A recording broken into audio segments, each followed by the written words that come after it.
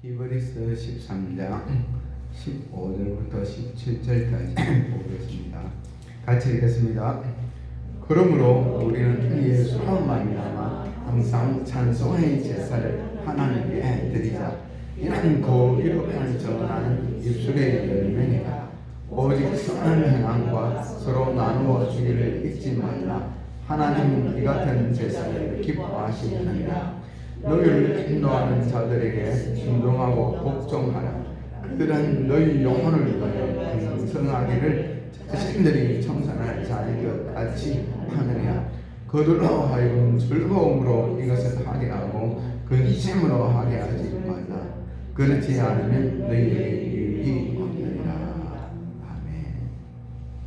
아멘. 믿음의 고백을 하겠습니다. 잘 되고 있습니다. 또 잘 될 것입니다. 기적이 일어나고 있습니다.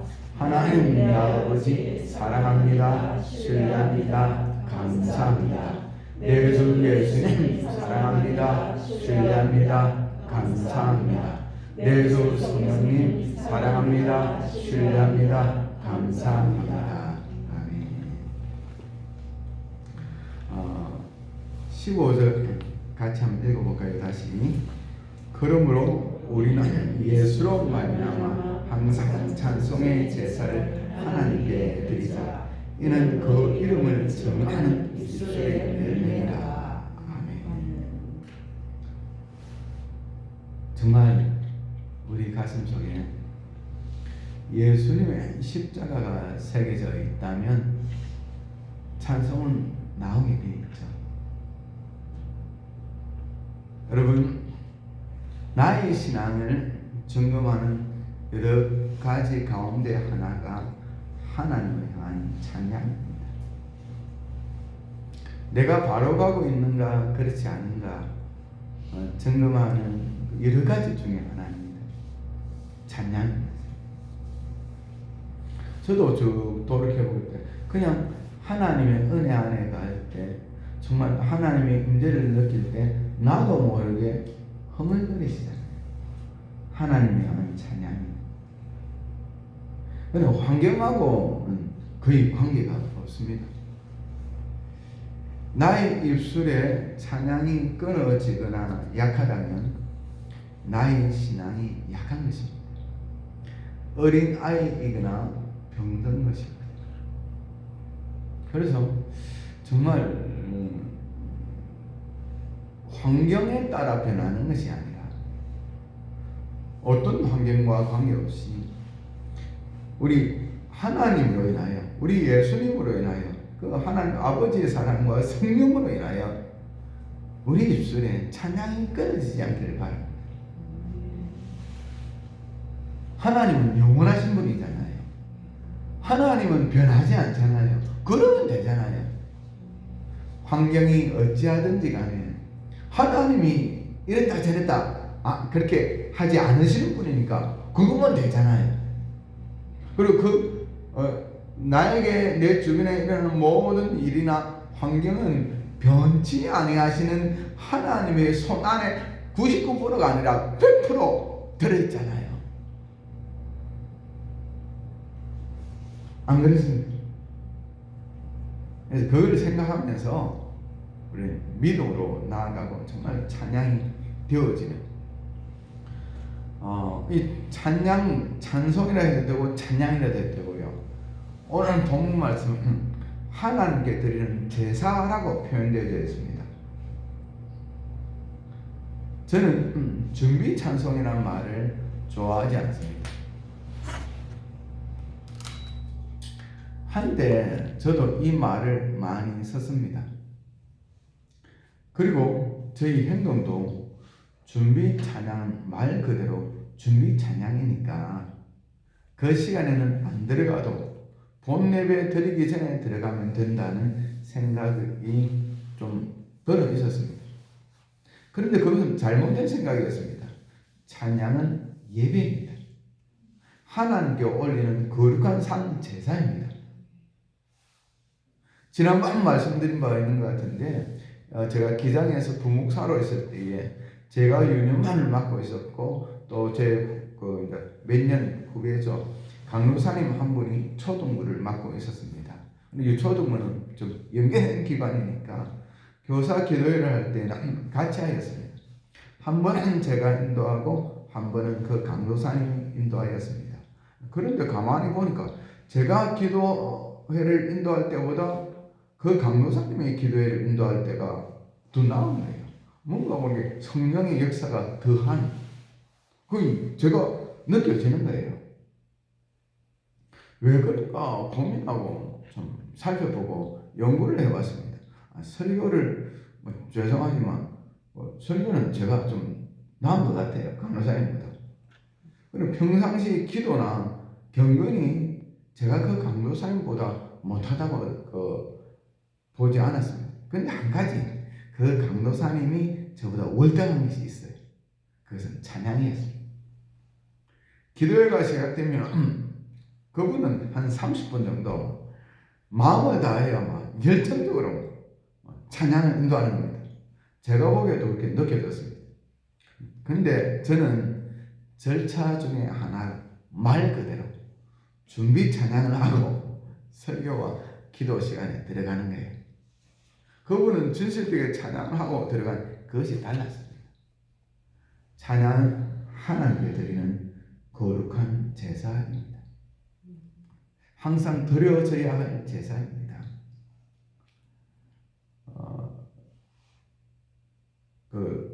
두날개 김성곤 목사님이죠.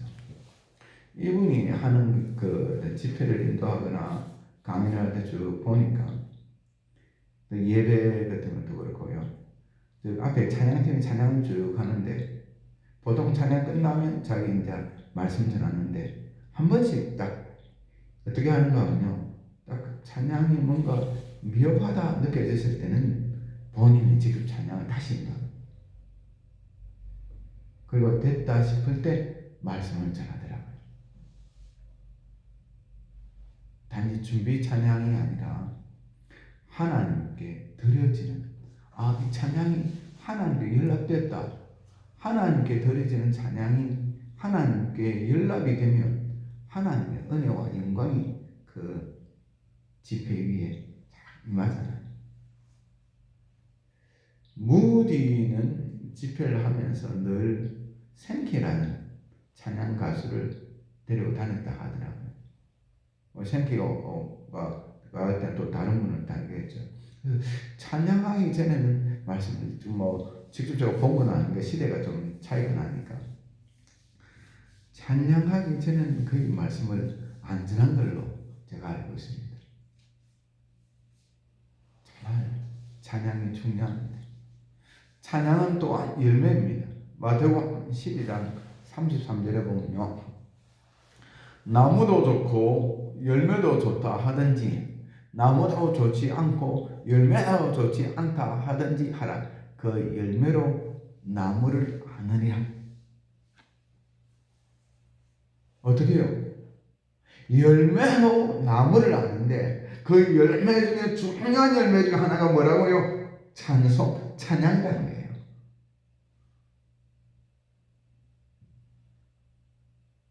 다른 말로 하면 이 찬양의 열매가 부실하다는 것은 나무인 내가 부실하다는 거예요. 열매로 그 나무를 안다 그랬으니까 정말 찬양을 놓고 좀 기도해야 될 것 같아요. 여러분도 아시다시피 제가 노래를 정말 못하잖아요. 노래를 못해서 그런지 찬양 부분에 있어서 참 약해요. 그래서 기도하면서 저도 못하는 사람이니까 우리 다 같이 기도하면서 정말 찬양 부분에 정말 열매가 나타나는, 요즘은 좀 의식을 좀 하려고 합니다. 그래도 딱히 찬양 부분에 은사가 있고 찬양 부분에 집중을 하는 다른 분들에 비해서 참 정말 부족함을 많이 느낍니다. 그런데 의식을 하려고 합니다.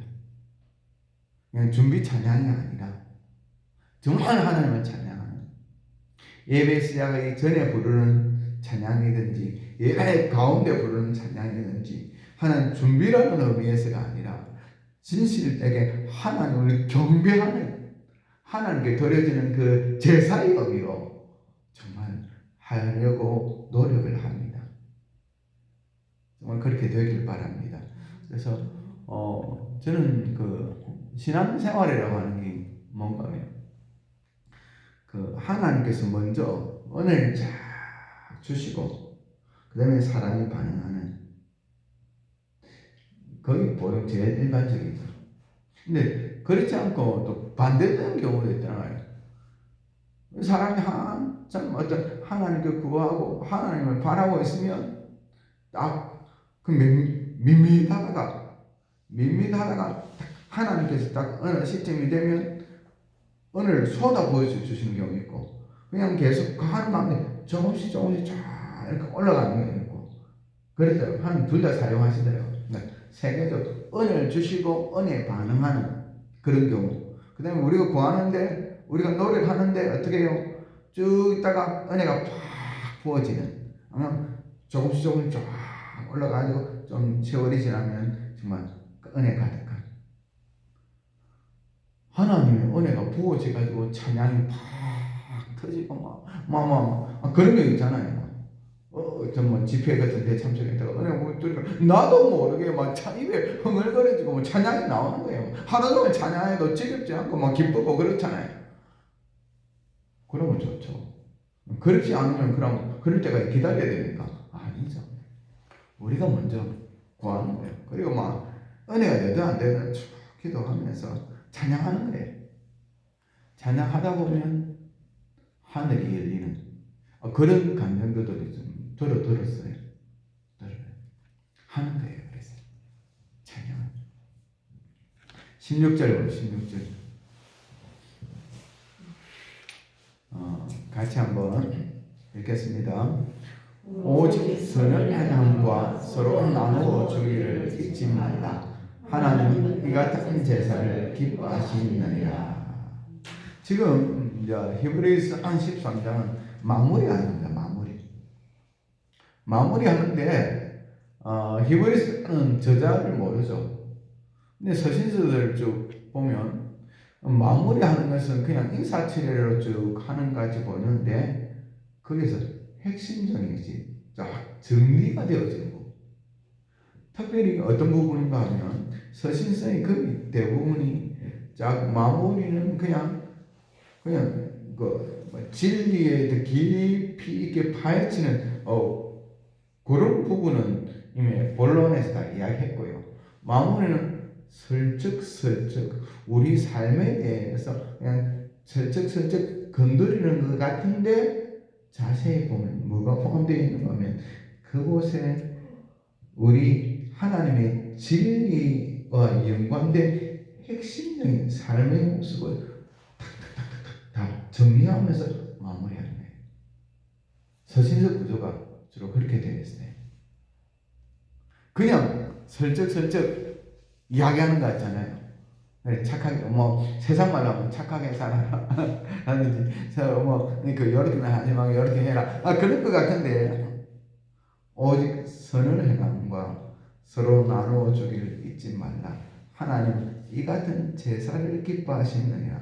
앞에는 찬양의 제사를 이야기했는데 두 번째는 뭔가 하면 바로 선을 행함과 나누어주는 제사.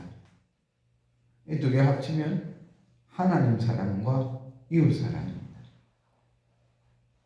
삶을 통해서 무엇이 선입니까?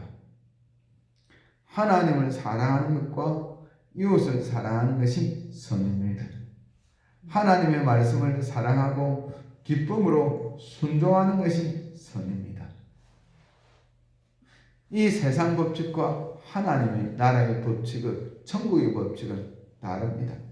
마태복음 25장에 보면 우리 예수님께서 재림하실 때 모든 민족을 모으고 각각 구분하기를 목자가 양과 염소를 구분하는 것 같이 한다라고 나와 있습니다. 양은 그 오른편에 염소는 왼편에 둘 것이라고 말씀하셨습니다. 그리고 그 오른편에 있는 자들에게 말씀하십니다. 마태복음 25장 34절부터 36절까지 한번 찾아봅시다. 마태복음 25장 34절부터 36절까지입니다.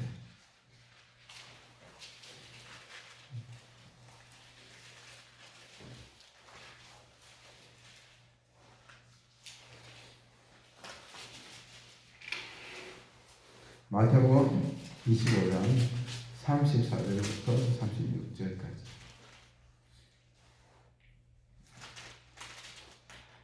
같이 한번 읽겠습니다. 그때 임금이 그 오른편에 있는 자들에게 이르시되 내 아버지께 복받을 자들이여 나와 상서로부터 너희를 위하여 예비된 나를 상속받으라. 내가 주를 때에 너희가 먹을 것을 주었고 목마를 때에 마시게 하였고 나그네 되었을 때에 영접하였고 헐벗었을 때에 옷을 입혔고 병들었을 때에 돌보았고 옥에 갇혔을 때에 와서 보았느니라. 아니, 그 오른쪽 구원 얻은 자들이죠. 그들에게 이렇게 말해요. 아버지께 복받은 자들이요 이야기하고 내가 죽을 때는 먹을 주었고 목마를 때에 마시게 하였고 나그네 되었을 때 영접하였고 헐벗을 때 옷을 입혔고 병들었을 때 돌보았고 옥에 갇힐 때 와서 보았다. 이때 의인들이 말합니다. 주여 우리가 어느 때에 주께서 줄인 것을 보고 음식을 대접하였으며 목마른 것을 보게 마시고 하였습니까? 어느 때에 나그네 되신 것을 보고 영접하였으며 헐벗으신 것을 보고 옷 입혔습니까? 어느 때에 병드신 것이나 옥에 갇힌 것을 보고 배웠나이까? 이때 우리 주님이 대답하십니다. 40절입니다. 40절 같이 읽겠습니다. 임금이 대답하여 이르시되 내가 진실로 너희에게 이르노니 너희가 여기 내 형제 중에 적이 작은 자 하나에게 하는 것이 곧 내게 하는 것이니라 하시고. 제가 1년에 한두 번 정도 부산 진구 노인 장애인 복지회관이 있는데 그게 어떤 1년에 한두 번 정도 설거를 합니다. 근데 얼마 전에 며칠 전에 갔다 왔는데 그 관장님이 좀 이야기하시면서 이런 말씀을 하시더라고요. 자기하고 친구가 한 명 있는데 저보다 한 2살 정도 많은 분이에요. 그 친구가 목사님 아들이에요. 근데 한 번은 친구가 가다가 그 옛날에 그때 그 통금이 있었죠. 파주소 밖에 어디 가도 저 통금이 있으니까 했는데 좀 그 노숙자 같은 그런 분들이 있더라는 거예요. 그래서 이제 그때 고등학생들이었는데 그분들이 자기 그때 겨울에 토파를 벗어가지고 성경 말씀대로 굉장히 추워 보이더라고요. 그래서 토파를 벗어가지고 딱 주고 떨면서 집에 왔대요. 집에 왔는데 이제 친구 목사님 집에 그러니까 아버지가 목사죠. 친구 집에 갔는 거죠. 가가지고 그래서 친구들 고등학교 애들은 그렇잖아요. 친구 집에 가서 특히 남자들은 잘 자고 오잖아요. 가가지고 갔는데 그 목사님하고 사모님하고 보더만은 이 토파가 좀 비쌌던 거야 봐요. 아니 뭐 토파가 없냐고 물는 거. 아니 그 노숙자 같은 사람이 있어서 벗었었다. 그러니까 굉장히 야단을 치더래요. 자기도 집에 와서 부모에게 야단 맞았대요. 요즘은 그래도 토파가 돈이 되겠죠. 저희 그 중고등학교 때문에도 토파 하나가 제법 돈이 갔어요. 제법 가고 이게 쉽지 않은 거예요. 막 비쌌던 것 같아요. 야단을 많이 맞았다 이야기하면서 그러면서 이런 말을 하죠. 그래서 자기는 이제 그래도 신앙생활 쭉 하는 가운데 좀 정말 몸부림치더라고요. 말씀대로 살고 약한 사람들 그런 사람들 복지재단의 어떤 실제 관리자로 있거든요. 주는 복지재단이라고. 근데 자기 친구 목사님 아들은 지금 교회 안 나간대요. 그 말을 들으면서 무슨 생각이 나는가 하면 야, 물론 지혜롭지 못하였을 수도 있겠다는 생각이 듭니다. 토퍼가 얼마짜리인데. 그러니까 보통 한 달 월급 대비, 지금은 한 달 월급 대비 비율이 어떤 토퍼 하나가 좀 낮지만 옛날에는 굉장했잖아요. 토퍼가. 부모 입장에서는 또 어떻겠어요? 목사님들 월급이 그렇게 보통 많은 건 아니잖아요. 그럼에도 불구하고 참 그 아들이 어떻게 느꼈을까? 자기는 그래도 말씀을 배웠기 때문에 그 말씀대로 산다고 벗어줬는데, 저는 만약에 그 관장님 그분도 아버지가 목사였는데 그 아버지께 야단맞았으면 친구가 비슷하게 됐을 가능성이 있겠다 생각. 자기 아버지가 그래도 목사인데 자기는 성경대로 산다고 했는데 야단을 맞았으니까 아마 좀 속에 있던 괴리감을 느꼈을 것 같아요. 정말 우리가 물론 지혜롭지 않을 수도 있고 손해볼 수도 있지만 그래도 정말 이웃을 생각하면서 벗어줬다는 것, 그 자체는 정말 귀한 건 아닙니까? 만약에 제 같았으면, 지금 같았으면 정리가 된 상태에서 나도 바로 그런 때에 그런 일을 보면 또 안 그럴 수도 있는데, 지금 정리를 해서 말한다면 아유 그래 잘했다, 아이고 네가 예수님 마음 가지고 그랬구나, 잘했다 칭찬해주고, 근데 지혜는 좀 필요하대, 이렇게 한마디 해줬더라면 그 아들이 어른이 돼서 교회를 떠났겠나, 그런 생각이 들어요. 삶을 사는 것, 오직 선을 행함과,